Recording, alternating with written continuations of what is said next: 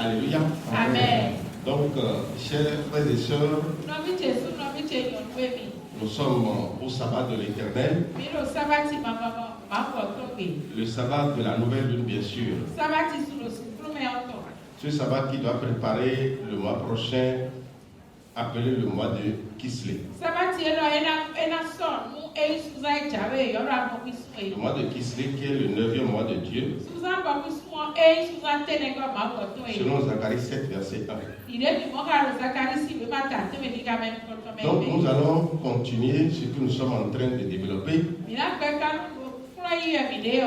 Et s'il faut vous le rappeler toujours, Wa me jere na finu mi jewe o. le thème est intitulé Kota yoro. La porte Otoko. et le chemin vers l'arbre de vie. Wa le kra me ati be ton le. Mais aujourd'hui, spécialement, Lo e pe lo de lo ko de me o. pour vous Lo mi tele o. qui êtes devant moi, Et le côté, et aussi pour tous ceux-là qui nous écoutent quand on met dans la vidéo, sur les réseaux sociaux, les réseaux sociaux, les tirs, de par le monde entier. on peut appuyer mes Amen. Amen. Nous allons apporter quelques clairvoyances, mina son mo je medele, donner aussi des réponses bonana si par kondele. rapport à certaines questions qui nous ont été posées. Donc on camion le dé, on camion mi on le Parce date. que à chaque fois, je vous le dis aussi, Donc on va nous donner mi. lorsque vous entendez des choses, On mi c'est délai. de par les enseignements que nous donnons, Donc on croit mi non dans les et mains. que cela vous choque, Bon va so moi mi on. vous êtes libre Mi lo trop comme de nous poser des questions on a camion mi. pour avoir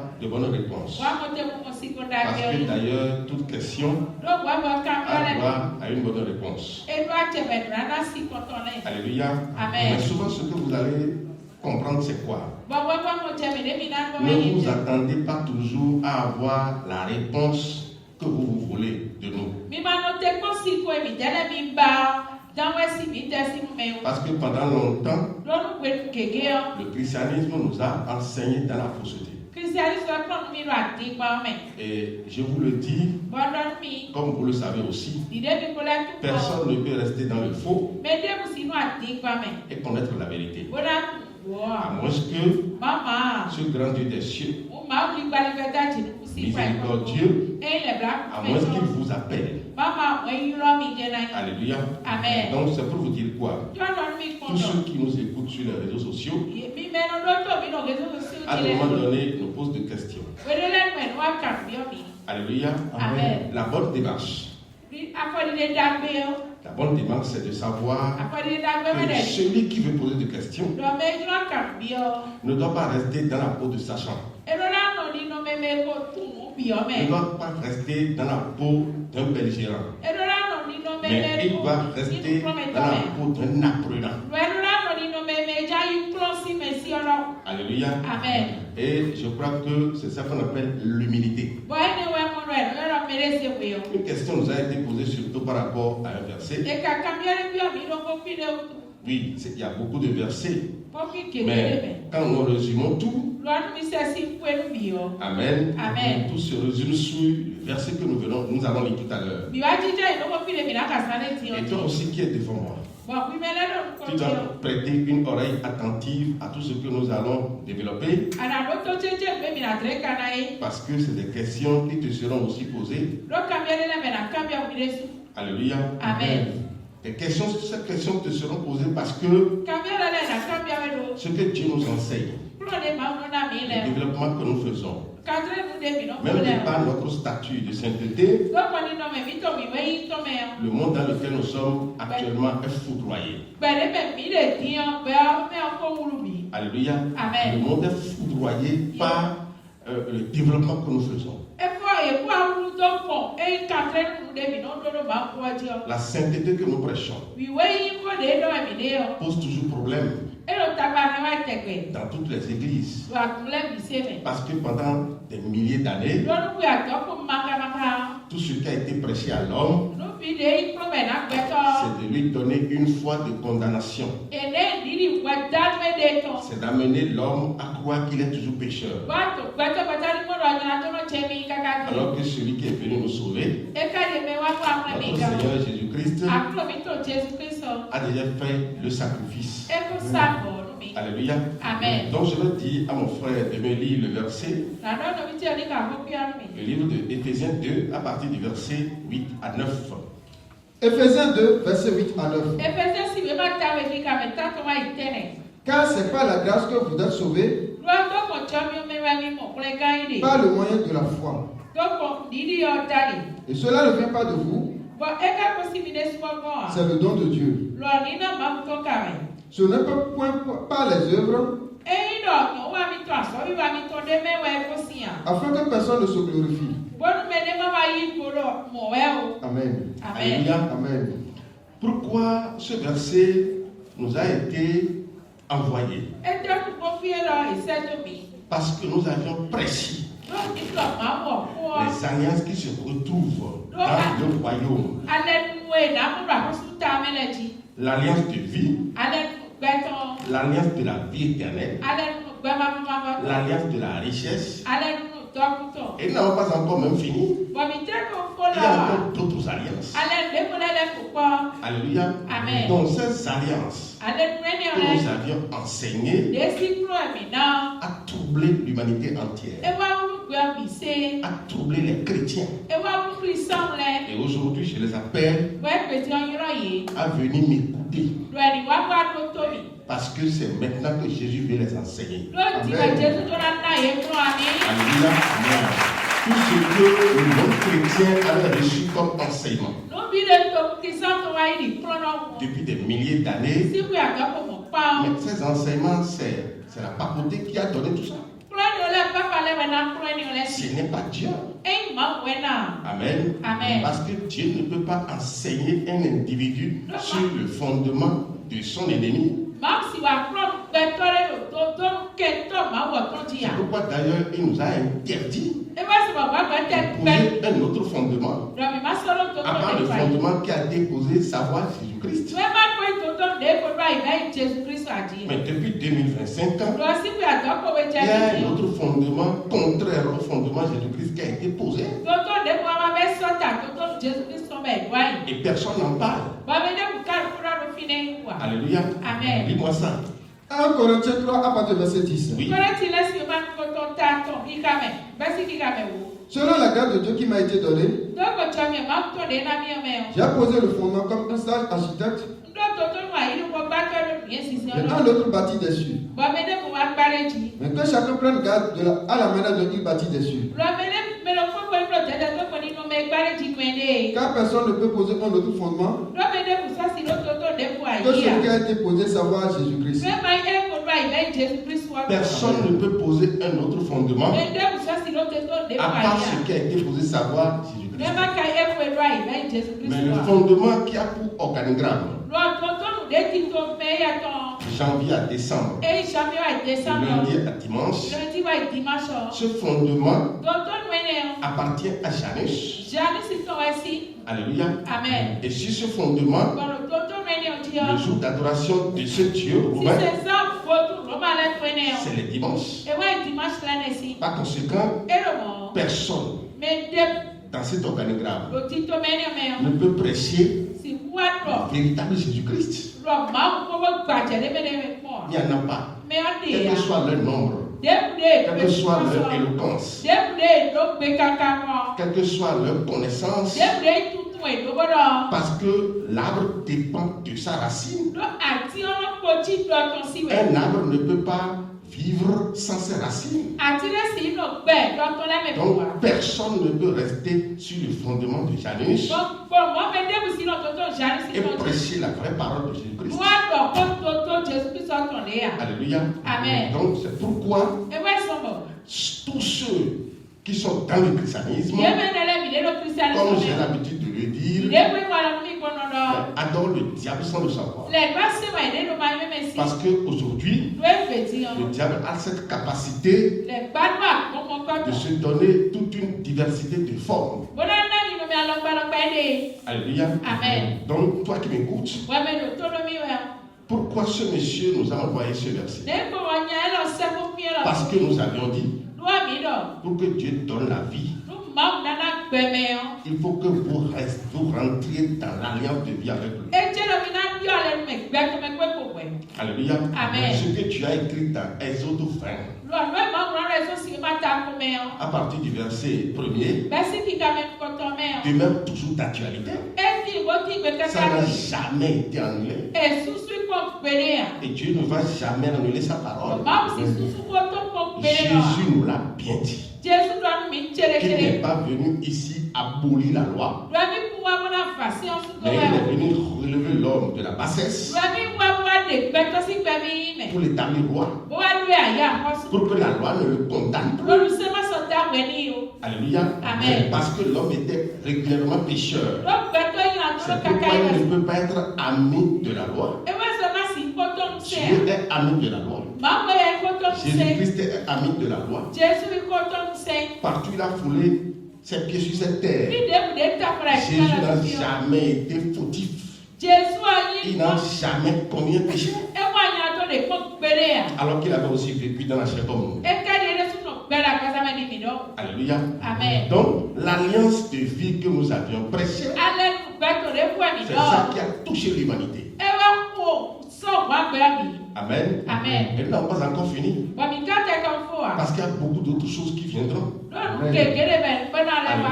Dieu ne donne pas la vie à un individu parce que l'individu l'a voulu. Lorsque Dieu vous aime, ou lorsque Dieu tend son amour vers vous, en vous appelant, il va vous montrer ce qui était votre erreur. Il va vous obliger maintenant à abandonner ces erreurs. C'est pourquoi Paul a dit, maintenant, si je vis, ce n'est plus moi qui vis, c'est le Christ qui vit en moi. Les anciennes choses sont passées, toutes choses sont devenues nouvelles. Mais nous sommes des nouvelles créatures en Jésus-Christ. Alléluia.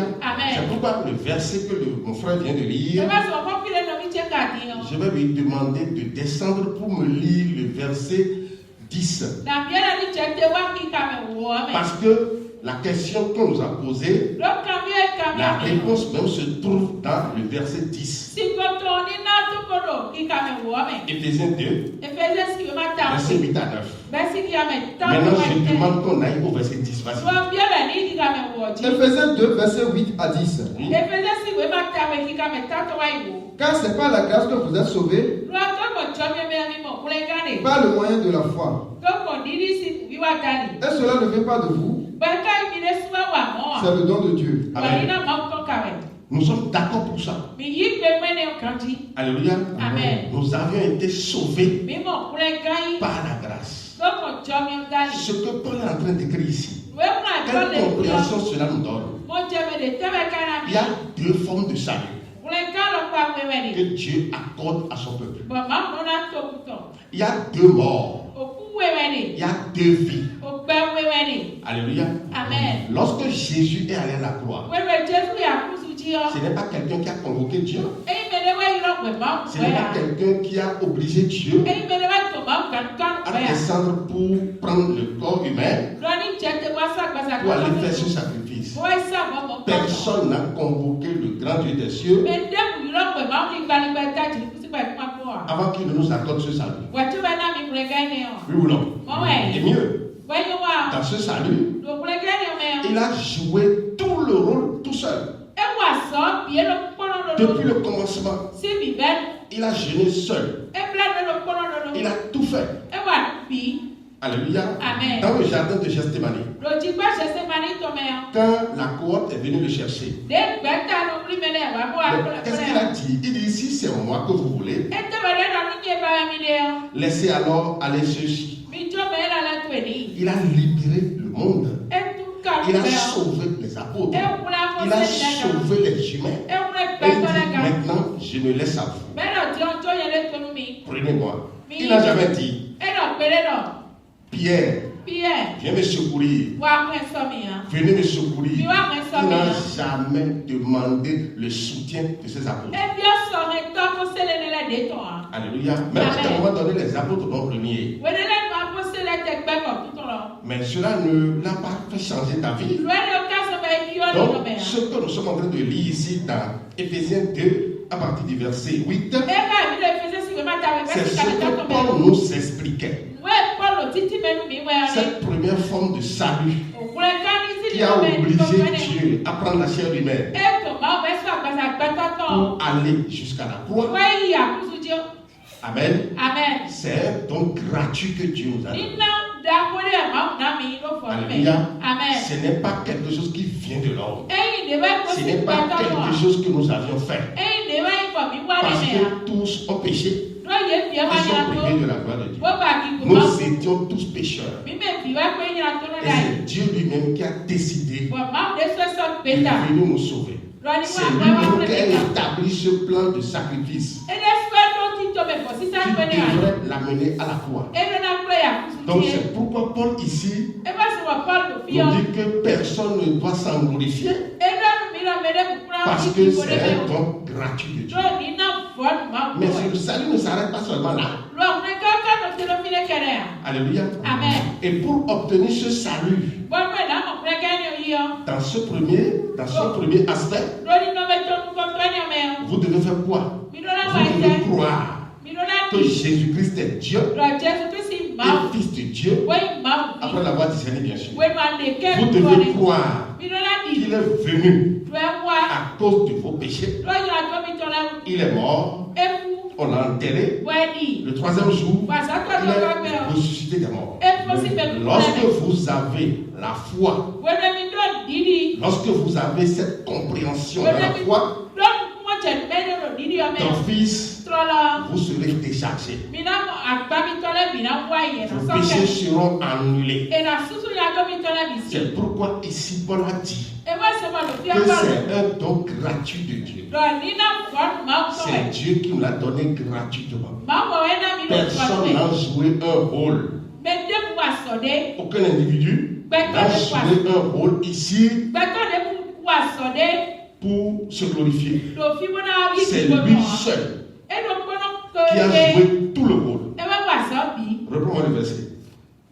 Éphésiens 2, à partir du verset 8. Car c'est par la grâce que vous êtes sauvés. C'est par la grâce que vous êtes sauvés. C'est par la grâce que tu es sauvé. Et ce salut, c'est ce que nous avons actuellement. C'est ce salut qui nous permet de dominer sur le diable, dans toute cette dimension. C'est ce salut qui nous permet de marcher sur les scorpions, de marcher sur les serpents, de marcher sur toute la puissance de l'ennemi. Et nul ne pourra nous nuire. C'est ce salut qui nous permet d'affronter le diable dans tous les coins. C'est ce salut qui nous permet de dominer aujourd'hui sur la sorcellerie, de dominer sur les gris-gris. C'est ce salut qui nous permet de dire imbécile sorcellerie, imbécile gris-gris. Amen. Si nous n'étions pas sauvés au moyen de la foi que je vous ai développée, mais personne ne peut dire qu'il a actuellement le salut. Parce qu'aucun chrétien à l'heure d'aujourd'hui ne peut jamais me dire qu'il a le salut. Le christianisme n'est pas venu accorder le salut. Le christianisme n'enseigne pas Dieu. Le christianisme enseigne le diable. Alléluia. Donc dans ce salut, nous avons un aspect premier de la chose qui nous amène à savoir que c'est Dieu qui a fait tout d'abord. Alléluia. Et pour bénéficier de ce salut, nous devons d'office avoir cette foi. Sans avoir cette foi, personne ne peut aussi avoir ce salut. Alléluia. Amen. Reprends, vas-y. Car c'est par la grâce que vous êtes sauvés, par le moyen de la foi. Par le moyen de la foi. De quelle foi? Alléluia. De la foi qui doit t'amener à confesser que Jésus-Christ est Dieu et Fils de Dieu. Qui a celui qui est à côté de toi, Jésus-Christ est Dieu et Fils de Dieu. Alléluia. Amen. Il est venu, il est mort. Reprends, il est venu, il est mort. À cause de mes péchés. Il a été enseveli. Et le troisième jour, il est ressuscité d'abord. Alléluia. Donc, après la foi discernée, vous devez avoir cette foi. Mais celui qui dit que Jésus n'est jamais venu dans ce monde, que Jésus n'est pas Dieu et Fils de Dieu, lui, il est hors camp, il n'est pas dedans. Il ne peut jamais même avoir le salut. Parce qu'aujourd'hui, la quasi-totalité des humains sur la terre, bien sûr, surtout dans les secteurs, ne sont pas d'accord que Jésus-Christ soit Dieu et Fils de Dieu. Alléluia. Ils ne sont pas d'accord que Jésus-Christ même est venu. C'est pourquoi à un moment donné, vous allez entendre des gens qui vont dire que le personnage de Jésus-Christ est un personnage fictif.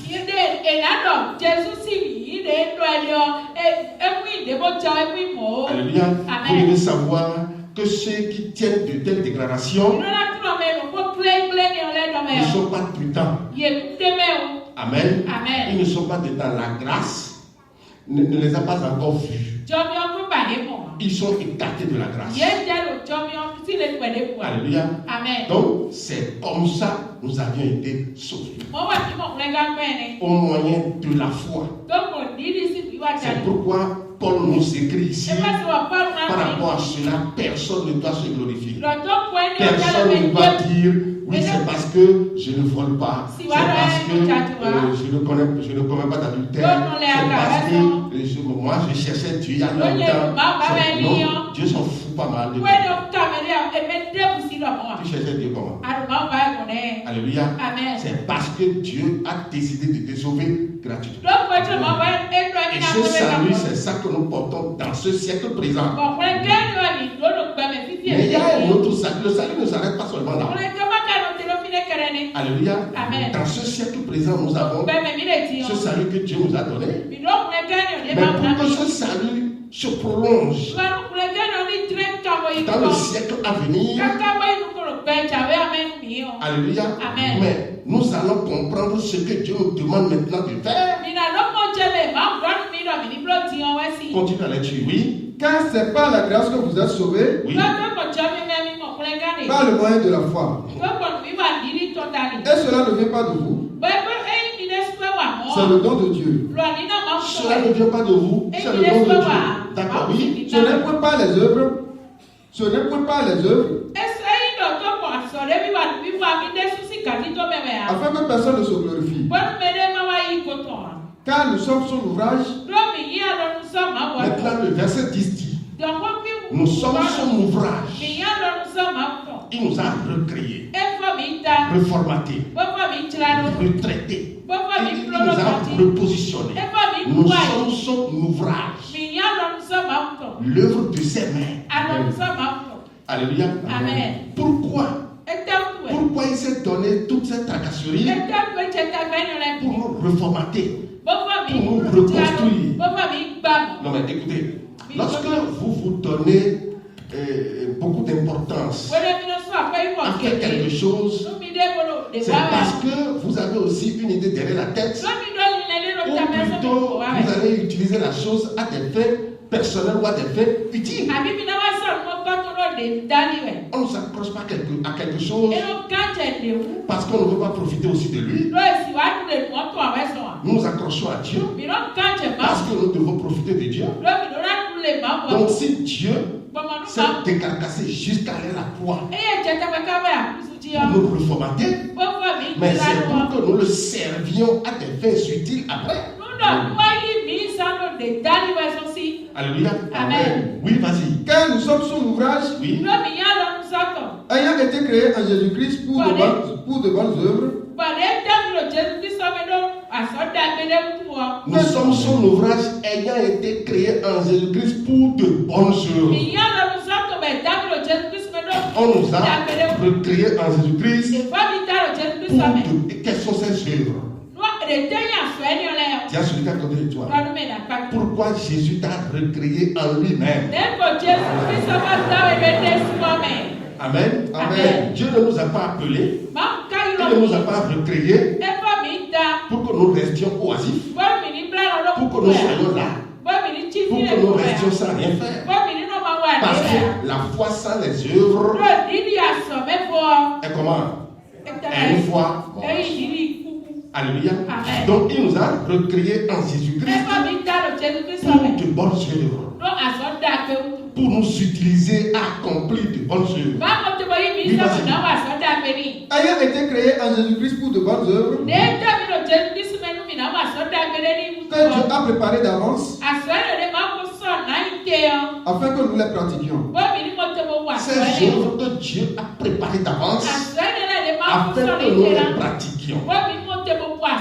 C'est pourquoi souvent je vous dis, lorsque Dieu n'appelle pas quelqu'un, il ne pourra jamais savoir ce que Dieu dit. Le tout ne suffit pas seulement d'avoir bac plus 10. Vous pouvez même avoir bac plus 30. Si vous le voulez, bien sûr. Amen. Mais cette connaissance mondaine ne vient pas de la parole. Alléluia. Dans la parole, celui qui n'a jamais mis pied à l'école peut enseigner des intellectuels. Alléluia. Les bonnes œuvres que nous allons pratiquer. Maintenant, nous allons revenir sur les versets de l'alliance de vie que Dieu nous a donnée. On a déjà lu les autres 20. Vous avez compris. Maintenant, nous venons dans Matthieu 11. À partir du verset 28. Parce que tout à l'heure, j'ai dit qu'il y a 2 saluts, 2 morts, 2 vies. Vas-y. Matthieu 11 à partir du verset 28. Venez à moi, vous tous qui êtes fatigués et chargés, et je vous donnerai du repos. Ce premier repos là, c'est ça que Paul est en train d'écrire ici. Il dit, venez à moi. Venez simplement. Ce n'est pas quelque chose que vous allez faire. Il dit, venez, je vous appelle.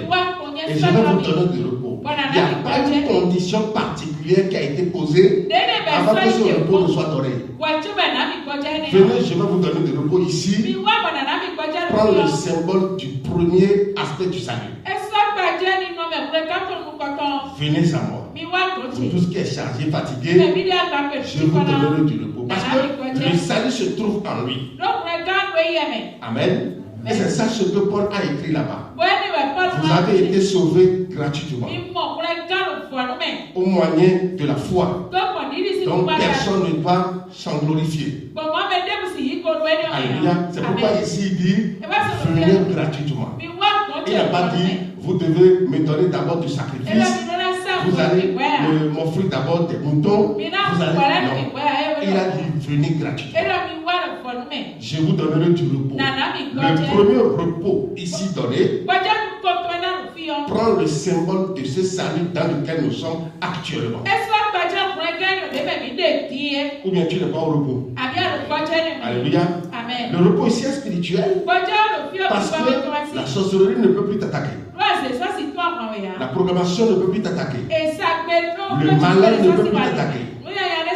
Le gris-gris ne peut plus t'attaquer. Personne ne peut plus t'envoûter et t'atteindre à la boussole. C'est parce que Dieu t'a appelé. Tu as répondu à son appel. Et il t'a donné le repos. Parce que dans l'appel, il va te demander d'abandonner l'idolâtrie. Et c'est ce que nous avions abandonné. Et nous sommes à lui. C'est pourquoi aujourd'hui il nous protège. C'est pourquoi la protection que nous avons aujourd'hui, aucune confession religieuse sur la terre n'en a. Nous sommes les seuls à qui Dieu a offert cette protection sans faille. Une protection sans faille. Une protection qui n'a jamais de le tissu. Nous sommes les seuls sur la terre. C'est pourquoi il nous a montré notre dimension spirituelle. Nous ne sommes pas païens, mais nous sommes très saints. Mais cette déclaration, c'est pas facile à comprendre. C'est pas facile à l'individu humain que nous sommes de comprendre la profondeur de cette déclaration. Donc par rapport à ce salut qu'il nous a donné, il nous permet de comprendre et de nous connaître qui nous sommes. Et qui est venu nous sauver. Venez à moi, pour tout ce qui est chargé, fatigué, chargé de la mort, chargé de la maladie, chargé des dettes, chargé des problèmes de ce monde, parce que l'homme était pécheur, il dit venez. Et en nous enlevant le péché, les dettes seront parties, la sorcellerie va partir, la mort va partir. Amen. Je vous donnerai du repos. Et c'est comme ça qu'il nous a accordé ce repos. C'est pourquoi tu dors paisiblement à la maison. C'est pourquoi tu manges à ta faim. C'est pourquoi il te met à l'abri du quotidien. Ça, c'est le premier aspect du salut global. Alléluia. Mais tu ne vas pas rester là. Parce que maintenant, il va te demander de porter ta croix. Si quelqu'un veut me suivre, qu'il porte sa croix et me suive. Oui ou non? Mais porter la croix, ce n'est pas porter des petits bois au cou. Parce que la croix de Jésus prend le symbole de sa mission. Alléluia. Donc la croix que nous aussi nous allons porter aujourd'hui, c'est la mission pour laquelle il nous a été reformaté. La mission pour laquelle il nous a reformaté, il nous a recréé à son image et à sa ressemblance. C'est ça qui prend le symbole de la croix pour nous. Alléluia. C'est pourquoi ici il va y avoir encore un autre repos pour l'âme. Et avant que le repos de l'âme ne soit effectif, ça ce n'est plus gratuit. C'est là où vous devez ouvrir les yeux. Ce n'est plus gratuit. Si vous croyez que ce serait gratuit, on va te faire lire tout à l'heure Luc 19. Alléluia. Donc finis d'abord l'autre lecture. Vas-y. Venez à moi, vous tous qui êtes fatigués et chargés, et je vous donnerai du repos. Je vous donnerai du repos. Ça c'est gratuit. Tiens, celui qui est à côté de toi, c'est gratuit ça là. Alléluia. Amen. C'est gratuit. Alléluia. Amen. Parce que le fondement de la vie a été déjà posé. Maintenant, vas-y. Prenez mon joug sur vous. Non, mais écoutez. Ça veut dire qu'après t'avoir déchargé, mais c'est pour une cause noble. Prenez mon joug. Il n'a pas dit prenez vos jougs. Amen. Il dit prenez mon joug. Son joug, alors c'est quoi? C'est ce qu'il nous a enseigné. Et nous a obligé à enseigner aussi le monde. Même de son vivant. Sans aller d'abord même à la croix. Amen. Il a amené ses apôtres dans cette danse. Il les a envoyés deux à deux. Il dit, partez, partout je vous ai envoyé. Chassez les démons. Envoyez les esprits impurs. Au retour, les apôtres ont dit, mais vraiment c'est bien. Parce que les démons nous sont soumis à ton nom. Alléluia. Prenez mon joug. Vas-y. Prenez mon joug sur vous et recevez mes instructions. Car je suis doux et homme de cœur. Et vous trouverez du repos pour vos âmes. C'est maintenant que l'âme aura de repos. Le repos de l'âme ici, c'est la vie éternelle. Alléluia. Ça veut dire qu'il y a la vie ici-bas. nous a donné, amen, gratuitement. Mais pour que nous ayons la vie éternelle, nous devons d'abord porter son joug. Et le joug ici, c'est l'évangélisation. Vous devez semer l'Esprit de Dieu qui est en vous. Vous devez le semer dans d'autres personnes. Alléluia. Et c'est ça qui donne le repos pour l'âme. C'est ça qui vous permet la vie éternelle. Alléluia. Mais tous ceux qui disent, on nous a donné le salut gratuitement. Pourquoi l'homme veut toujours avoir tout gratuitement? Alléluia. Amen. On vous a déjà donné le premier aspect de la chose qui est gratuit. Et maintenant, on vous ouvre les yeux. Et si éventuellement vous voulez l'éternité de cette vie, vous devez aussi vous mettre au travail. Et l'homme dit non, je ne vais pas me mettre au travail. Je vais rester comme ça. Et on va me donner la vie éternelle. Ah bon? Mais ça, c'est pas comme ça. Amen. C'est pas comme ça. Donc vous devez savoir que pour avoir le repos pour l'âme, nous devons porter ce joug. Et ici, dans Matthieu 28, cette alliance nous affiche les deux aspects de la vie. Alléluia. La vie ici-bas, qui te permet d'avoir tout ce que tu veux, qui te permet d'avoir la sécurité. Personne ne va te tuer, personne ne va te troubler le cœur, personne ne va te... rien, que ce soit pendant le jour, pendant la nuit, tu seras imperturbable. Parce que tu es venu à Jésus. Tu as cru qu'il est Dieu, Fils de Dieu, qu'il est venu, il est mort, ressuscité le troisième jour à cause de tes péchés. De par cette compréhension de ta foi, mais tu seras en paix. Mais si tu veux que cette paix soit éternelle, dans la vie éternelle, alléluia, tu dois porter son joug. Amen. Parce que si tu ne portes pas son joug, c'est parce que tu ne veux pas que d'autres personnes soient sauvées comme toi. Il va nous l'expliquer. C'est l'état des choses dans le livre de Luc 19. Et suivez très bien ce que nous sommes en train de dire. Vas-y. Luc 19 à partir de verset 11. Ils écoutaient ces choses. Et Jésus ajouta une parabole parce qu'il était près de Jérusalem. Et tout croyait qu'à l'instant le royaume de Dieu allait paraître. Amen. Les paraboles dans la Bible nous appartiennent. Amen. Le pécheur ne peut pas comprendre les paraboles. Jésus sait pourquoi il a parlé beaucoup en paraboles. Mais en son temps, ses apôtres lui ont posé la question. Pourquoi tu leur parles en parabole? Mais prenez la parole, il leur a dit, je dois leur parler en parabole pour qu'en entendant, ils n'entendent pas.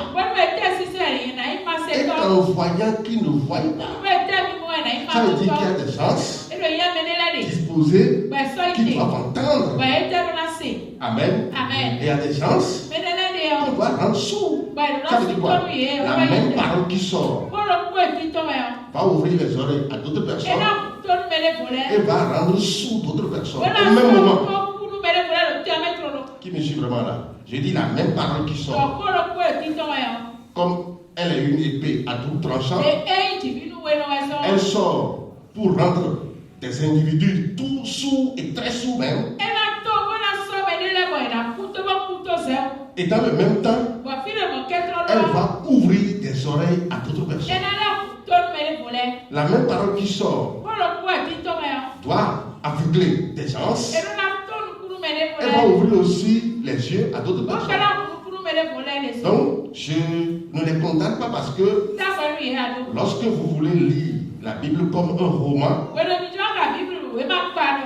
on ne peut que raconter ces idioties.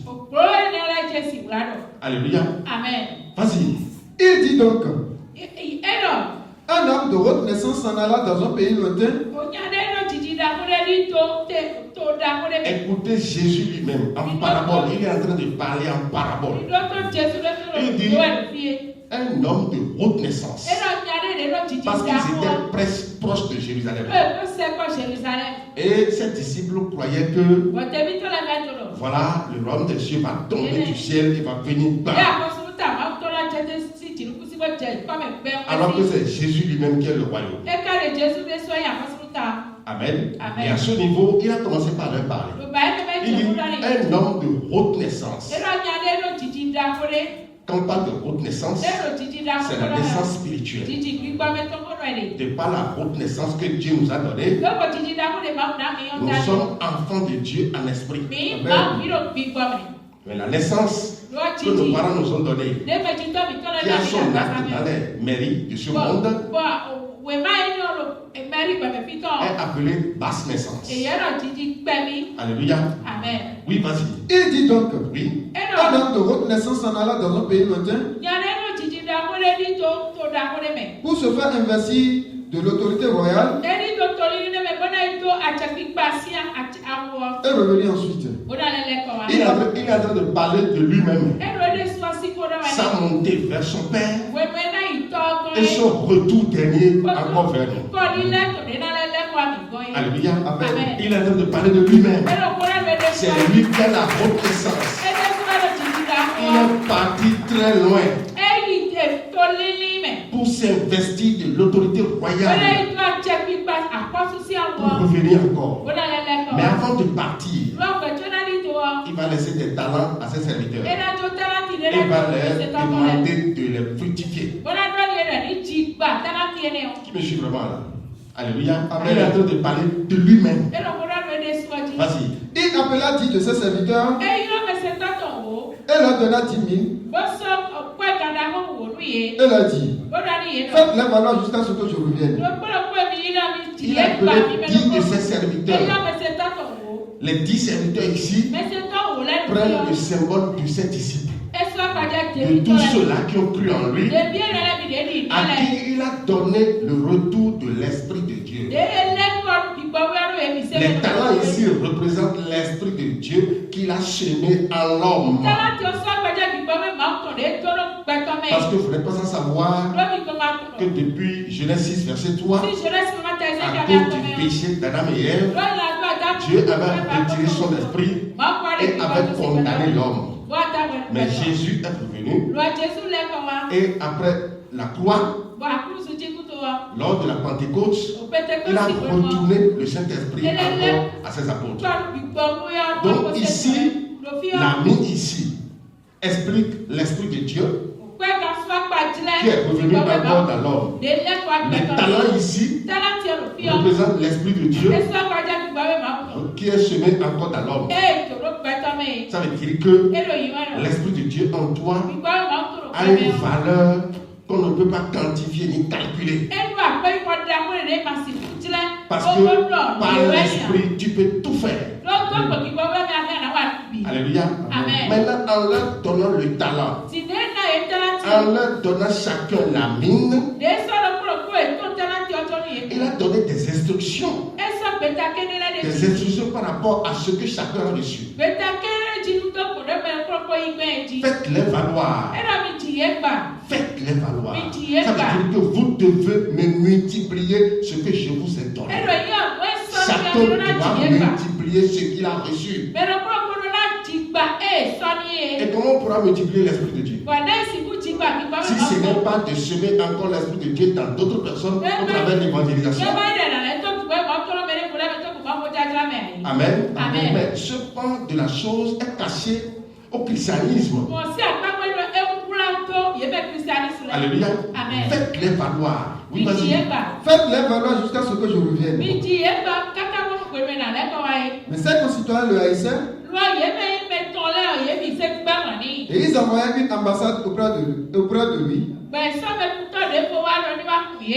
Et ils envoyaient une ambassade après lui pour dire, nous ne voulons pas que cet homme règne sur nous. Amen. Amen. Ces concitoyens le haïssaient. C'est quoi la règle ici? Lorsque, après avoir répondu à l'appel de Dieu, après que Dieu sème son esprit en vous, lorsque vous ne recevez plus ces instructions, lorsque vous refusez de faire exactement ce qu'il vous demande de faire, il vous classe parmi ses ennemis. Amen. Dans Jean 15, il nous a dit: je ne vous appelle plus serviteurs, mais je vous appelle mes amis. Si vous faites ce que je vous commande. Qui me suit vraiment là? Je ne vous appelle plus serviteurs, mais je vous appelle mes amis. Si vous faites ce que je vous commande. Car le serviteur ne connaît pas à toujours ce que son maître fait, mais l'ami connaît ce que son ami fait. Donc en nous semant l'Esprit de Dieu en nous, en nous retournant l'Esprit de Dieu, il a fait de nous ses amis. Et pour que cette amitié demeure, nous devons nous lever pour multiplier cet esprit dans d'autres vies. Comme ça, nous acceptons qu'il règne sur nous et qu'il règne aussi sur d'autres personnes à qui nous allons porter la parole. Alléluia. Amen. Lis-moi ça d'abord dans Jean 15. Jean 15, à partir du verset 14. Oui. Vous êtes mes amis si vous faites ce que je vous commande. C'est tout, hein? Vous êtes mes amis si vous faites ce que je vous commande. Non, mais écoutez, c'est au païen qu'il est en train de parler ici. Non. Alléluia.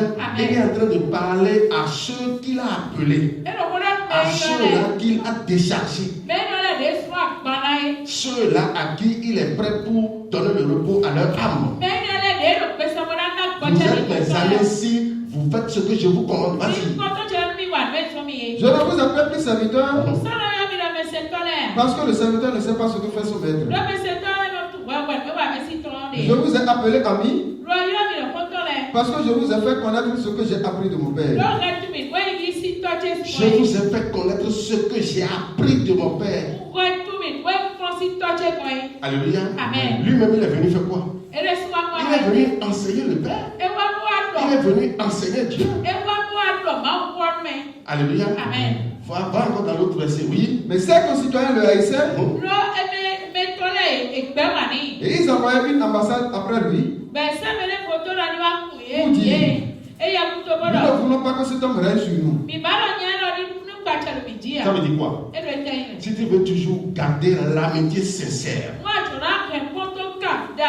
établie par Jésus-Christ entre toi et lui, tu dois savoir, après t'avoir sauvé, il te demande de ne jamais t'asseoir comme ça. Il te demande de multiplier son esprit qu'il a semé en toi dans d'autres vies. En le faisant ainsi, tu dois savoir que tu es dans cette amitié forte. Et celui qui demeure toujours dans cette amitié ne sera jamais oublié par Dieu. Il ne t'oubliera jamais. Alléluia. Amen. Mais lorsque tu vas oublier ce qu'il t'a recommandé, il faut savoir que tu es en train de casser l'amitié. Et lorsque tu vas casser l'amitié, les conséquences seront désastreuses. C'est la catastrophe. Alléluia. Amen. Oui, vas-y. Lorsqu'il fut de retour, après avoir été investi de l'autorité royale, lorsqu'il fut de retour, alléluia, amen, il reviendra certainement. Qu'on veuille ou pas, il reviendra certainement. Il est en train de parler de son retour. Lorsqu'il fut de retour, amen, amen, vas-y. Il fit appeler auprès de lui les serviteurs auxquels il avait donné l'argent, afin de connaître comment chacun l'avait fait valoir. Mais c'est aussi simple que ça, hein? Amen. C'est normal. C'est normal parce que nous sommes au jour des comptes rendus. Il a appelé chacun passé. Chacun n'a qu'à me montrer ce qu'il a fait. Comment tu as pris le joug. Vas-y. Le premier vint et dit, Seigneur, ta mine a rapporté 10 mines.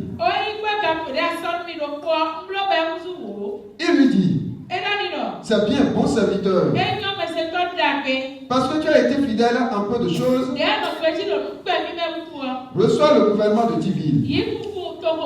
C'est pourquoi souvent je vous dis, notre Dieu que nous adorons, il est toujours conditionnel. Toujours conditionnel.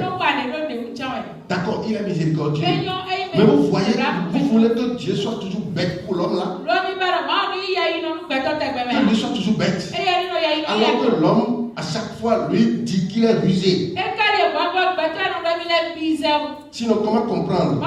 Après avoir sauvé Adam et Ève, qu'est-ce que ça fait qu'ils sont morts? Cultiver le jardin, garder le jardin, prendre le symbole de l'évangélisation. Ce n'est pas cultiver le sol du jardin. Dieu lui-même avait déjà cultivé le sol du jardin. Et a fait pousser toute espèce d'arbres agréables à voir et bons à manger. Cultiver le jardin ici, cet ordre donné à Adam et Ève prend le symbole de l'évangélisation.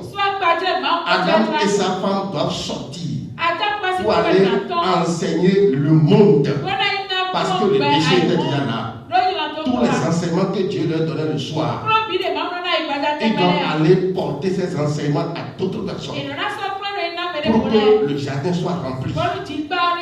Mais c'est la même mission qui continue. Et c'est ce qu'ils n'ont pas fait. Adam n'a pas réussi même à enseigner proprement sa femme. Il n'a pas réussi à enseigner ses enfants. Il n'a pas réussi à montrer Dieu à ses enfants. Sinon, Caïn n'allait pas tuer Abel. Alléluia. Amen. Donc ce que nous sommes en train de déplorer aujourd'hui, mais a vu le jour à partir d'Adam et Ève. Ce que Jésus est en train de relater ici, ces concitoyens qui l'ont raï et qui ont refusé à ce qu'il règne sur eux. Alléluia. Amen. Ça a vu le jour avec Adam et Ève. Alléluia. Amen. C'est pourquoi la mort les a rattrapés. C'est pourquoi l'idolâtrie les a rattrapés. C'est pourquoi le mensonge les a rattrapés. Alléluia. Vas-y. Le second frère est dit, Seigneur, ta mine a produit 5 mines. Il lui dit, toi aussi sois établi sur 5 villes. Celui qui a multiplié sa mine fois 10, il dit, bon serviteur, reçoit le gouvernement de 10 villes. Celui qui a multiplié sa mine par 5, il dit, bon serviteur, reçoit le gouvernement de 5 villes. Mais c'est l'abondance de la vie éternelle. C'est comme ça que nous entrons dans la vie éternelle. Alléluia. Amen. Que personne ne te trahisse encore à l'heure d'aujourd'hui. Hein? Parce que le christianisme a enseigné des bêtises. Le christianisme est venu aveugler l'homme davantage. Le christianisme n'a pas révélé Dieu. Un autre frère est dit, Seigneur, voici ta mine que j'ai gardée dans un linge. Car j'avais peur de toi, parce que tu es un homme sévère. Amen. Amen. Maintenant, vous voulez qu'il donne aussi la récompense à celui-là. Il dit, voici ton esprit. J'ai gardé seulement la sainteté. Je suis saint. Moi, je ne suis pas gêné et je suis resté saint. Parce que tu es sévère. Amen. Amen. Tu es sévère. Ah, il est sévère. Ah bon? Vas-y. Tu es un homme sévère. Tu prends ce que tu n'as pas déposé. Et tu moissonnes ce que tu n'as pas semé. Il lui dit, vous voyez comment l'homme est intelligent là. C'est ça ce que je vous ai dit tout à l'heure. L'homme est trop rusé. Amen. Et l'homme veut que Dieu soit toujours bête. Que Dieu aille toujours à la croix tous les jours. Aller à la croix, c'est facile. Mais allez voir ce qui s'est passé dans le jardin de Gethsémani. Il a coulé des grumeaux de sang. Il dit, mon âme est triste jusqu'à la mort. Qui d'entre nous ici peut accepter dans la chair souffrir pour son prochain de cette manière? Donc à chaque fois, il ira à la croix. Pour que l'homme raconte des bêtises comme ça. Et dit, tu es un homme sévère. Tu prends là où tu n'as pas semé. Amen. Ça veut dire que j'ai gardé ton linge ici. Là. J'ai gardé ton talent dans ce linge. Ça veut dire que lui a refusé de faire le travail. Il ne veut pas. Il s'est déclaré rebelle. Ennemi du Dieu vivant. Il ne veut pas que Dieu règne sur le monde. Non. Amen. Amen. Il lui dit, je te juge sur tes paroles. Je te juge sur tes paroles. Oui. Méchant serviteur. Tu savais que je suis un homme sévère. Prenant ce que je n'ai pas déposé. Moissonnant ce que je n'ai pas semé. Pourquoi donc n'as-tu pas mis mon argent dans une banque? Afin qu'à mon retour, je le retirasse avec un intérêt. Puis il dit à ceux qui étaient là, Amen. Pourquoi tu n'as pas refusé au moment où je voulais te donner l'esprit? Alléluia. Pourquoi tu as gardé ça? Normalement, si tu sais que tu ne vas pas le multiplier, tu aurais dû l'abandonner déjà. Pourquoi tu l'as gardé? C'est pourquoi souvent je vous dis, Dieu nous a retiré du parvis extérieur et nous a amenés au lieu saint gratuitement. Mais du lieu saint, pour accéder au lieu très saint, vous devez multiplier l'Esprit de Dieu qui est en vous dans d'autres vies. Ça, c'est obligatoire. C'est la seule équation par laquelle l'homme pourrait avoir la vie éternelle. Et vous devez vous estimer heureux. Parce que ces choses sont totalement cachées. Si Dieu n'aime pas un peuple, il ne va jamais lui révéler tout ceci. C'est pourquoi le monde est choqué de nous entendre au travers de ce développement. Puis il dit à ceux qui étaient là, ôtez-lui la mine. Ôtez-lui la mine. Retirez-lui mon esprit. Toi qui étais saint et qui avait refusé de te conformer au principe. Il dit au dernier jour, à son retour, il va reprendre encore l'esprit. Si vous reprenez l'esprit, tu deviendras encore quoi? Toujours saint ou bien païen. Tu deviendras. Alléluia. C'est pourquoi nous devons faire. Dis à celui qui est à côté de toi, tu vas faire très attention. On ne peut pas dire imbécile sorcellerie, imbécile gris-gris. Montrer la force comme ça jusqu'au dernier jour et perdre encore la vie éternelle. Ce sera pour Dieu vraiment. Alléluia. Il dit qu'il va lui retirer la mine. Oui. Ôtez-lui la mine et donnez-la à celui qui a les 10 000. Ils lui dirent, Seigneur, il a 10 000. Je vous le dis, on donnera à celui qui a, mais celui qui n'a pas, on ôtera même ce qui a. On donnera à celui qui a, mais on ôtera à celui qui n'a même pas. Tu as celui qui est à côté de toi. Tu seras toujours dans l'abondance. Alléluia. Amen. Maintenant, après lui avoir ôté la mine, la seule mine, après lui avoir ôté ceci, qu'est-ce qui va se passer? Vas-y. Oreste, amenez ici mes ennemis qui n'ont pas voulu que je règne sur eux et tuez-les à ma présence. Il a dit à ses anges, maintenant amenez-moi ceux-là qui ont refusé de multiplier la mine et tuer-les devant moi. Qui me comprend vraiment? Mais c'est aussi simple que ça. Alléluia. Amen. Quand je vais dans Matthieu 25, Amen. Amen. Il a aussi donné les mêmes paraboles. Pour cette fois-ci, comparé aux vierges. Les vierges, c'est les saints, le peuple saint. Les vierges. Ici maintenant, nous sommes tous vierges. Hommes comme femmes.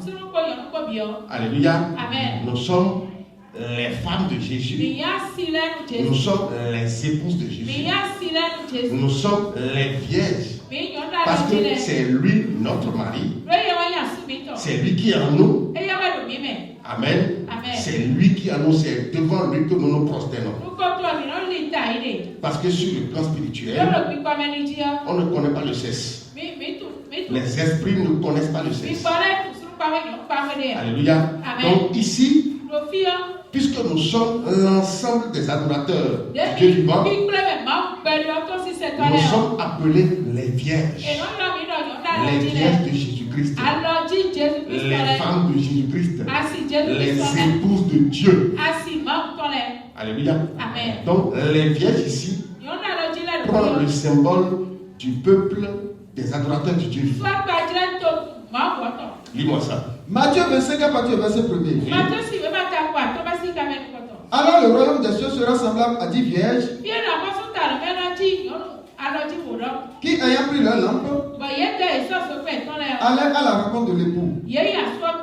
Alléluia. Amen. Nous sommes vierges, j'ai dit tout à l'heure. Maintenant, la lampe quoi? La lampe c'est quoi? C'est la lampe qui témoigne leur statut. Parce que sans la lampe, elle ne peut pas avoir le statut de vierge. La lampe ici prend le symbole de l'Esprit de Dieu. Amen. Amen. Autrement dit, les vierges, ils ont allumé leur lampe. Ça veut dire que l'Esprit de Dieu est en nous tous. Qui me suit vraiment là? Dis à celui qui est à côté de toi, l'Esprit de Dieu est en toi. Alléluia. Parce que c'est l'Esprit qui est symbolisé ici par une lampe. Et on dit, les vierges ont allumé leur lampe et ils vont à la rencontre de l'époux. Amen. Amen. Parce que l'époux a promis de venir. Comme ce que j'ai expliqué tout à l'heure. Alléluia. Amen. Et chacune de ces vierges ont pris leur lampe. Oui, vas-y. 5 d'entre elles étaient folles et 5 sages. C'est pourquoi tu ne vas jamais accepter à ce que cette folie, cet état de folie t'atteigne. Amen. Ne te permets jamais de rentrer dans cette ignorance. Parce que lorsque tu deviens fou, bien, lorsque tu deviens folle, lorsque tu deviens vierge folle, les vierges folles ne peuvent jamais avoir la vie éternelle. Alléluia. On n'accepte jamais à ce que cette folie t'atteigne. Amen. Amen. Parce que c'est une folie gratuite, une folie destructive. On dit 5 d'entre elles étaient folles. Pourquoi? Pourquoi en tant que vierge? Alléluia. Pourquoi cette folie va les atteindre? Amen. Et la folie ici, vous allez voir tout à l'heure. Les folles, en prenant leur lampe, ne prirent point d'huile avec elles. L'huile, c'est quoi? C'est l'huile qui alimente la lampe. Sans l'huile, la lampe va s'éteindre. La lampe, nous l'avons tout à l'heure désignée par l'Esprit de Dieu. Pour que l'Esprit qui est en toi soit toujours vif, et il faut le ressemer dans d'autres vies. Parce que la Bible nous dit, celui qui arrose sera arrosé. C'est lorsque tu es en train de prêcher la parole, lorsque tu es en train de semer l'Esprit de Dieu dans d'autres vies, que l'Esprit de Dieu ne te quitte jamais. Donc l'huile ici prend le symbole de l'évangélisation. Donc les sages, amen, en prenant leur lampe, on met de l'huile dedans ait encore de l'huile en réserve. Ça veut dire quoi? Il y a des gens qui n'ont jamais cessé de faire l'évangélisation. Amen. Et ceux qui vont s'accrocher à ce principe vont savoir qu'ils sont en train d'allumer leur lampe à perpétuité. Et ils seront toujours très sains. Celui qui est très sain, c'est difficilement qu'il redeviendra encore sain. Jusqu'à devenir encore pécheur. Alléluia. Jésus sur la terre, il est très sain. Il n'y a pas ce jour où Jésus n'a pas prêché la parole. Durant tout son séjour sur la terre, c'est tout ce qui est resté dans la parole. Il est demeuré dans la parole. Alléluia. Et c'est pourquoi il a dominé Satan. Donc les vierges folles ici, c'est des saints qui ont abandonné l'enseignement, qui ont abandonné l'évangélisation. Les bien sages ici, c'est les saints qui ont accepté de continuer toujours à faire l'évangélisation. C'est comme ça le peuple est divisé en deux. Mais les sages prient avec leur lampe de l'huile dans des vases. Comme l'époux d'Adam, toutes s'assoupirent et s'endormirent. Au milieu de la nuit, on cria: voici l'époux, allez à sa rencontre. Et toutes ces vierges se réveillèrent et préparèrent leur lampe. Amen. Ça veut dire que jusqu'à ce niveau-là, ils sont toujours vierges. Ça veut dire que c'est toujours sain. Alléluia. Oui, vas-y. Les folles dirent aux sages: donnez-nous de votre huile car nos lampes s'éteignent. Les sages répondirent: non, il n'y en aura pas assez pour nous et pour vous. Allez plutôt chez ceux qui en vendent et achetez-en pour vous. Alléluia. Mais comment on peut acheter cette huile? Alléluia. Ce n'est pas à prix d'argent. Alléluia. C'est ce que toi-même tu fais dans la maison de Dieu. Lorsque tu t'accroches à l'évangélisation, mais d'office, ta lampe va rester toujours allumée parce qu'il y aura toujours de l'abondance d'huile toujours en réserve. Alléluia. Maintenant, ici, ils sont en train de demander le secours de leurs proches. Et les autres leur ont dit: mais c'est pas possible. Parce que nous aussi, nous voulons que nos lampes soient restées allumées. Allez maintenant en ville. Allez maintenant faire l'évangélisation. Mais le temps ne leur permettra plus parce que ce ne serait plus possible. L'époux est déjà là. Alléluia. Alors tu dois savoir que aussi longtemps que Dieu va nous permettre de passer 7 ans devant lui, nous n'allons jamais laisser le temps passer incognito. Nous n'allons jamais laisser le temps passer sans laisser des traces dans notre vie. Nous allons toujours profiter de ce temps. Pour qu'au dernier jour, nous ayons des ressources nécessaires pour accéder à la vie éternelle. Alléluia. Amen. Les sages, ils ont dit non. C'est parce qu'ils ont été sages. Amen. Ils ont été sages, ils ont été humbles. Ils sont restés dans la mission de monter jusqu'au soir. Amen. Ils ne sont pas rebellés contre Dieu. Amen. Oui, vas-y. Pendant qu'elles allaient en acheter, l'époux arriva. On dit que c'est maintenant eux qui vont faire l'évangélisation. C'est trop tard. Dis à celui qui a ce serait trop tard. Amen. Donc maintenant l'époux est venu pendant la nuit. L'époux est venu et la nuit ici prend le temps de difficulté. Ce n'est pas la nuit physique dans laquelle nous sommes. L'époux va venir à un moment où on l'attend le moins. À un moment où le désespoir va saisir tout le monde. À un moment où la parole va sembler quitter tout le monde. C'est ça la nuit en question ici, c'est ça la nuit. Alléluia. Amen. Je crois que toi et moi, nos nuits seront comme du midi. Tes nuits seront comme du midi. Amen. Oui, vas-y. Celle qui était prête entrer avec lui dans la salle des noces. Et la porte fut fermée. Pourquoi? Parce que leur lampe était toujours restée allumée. Amen. C'est pourquoi elles ont réussi à avoir accès libre et facile.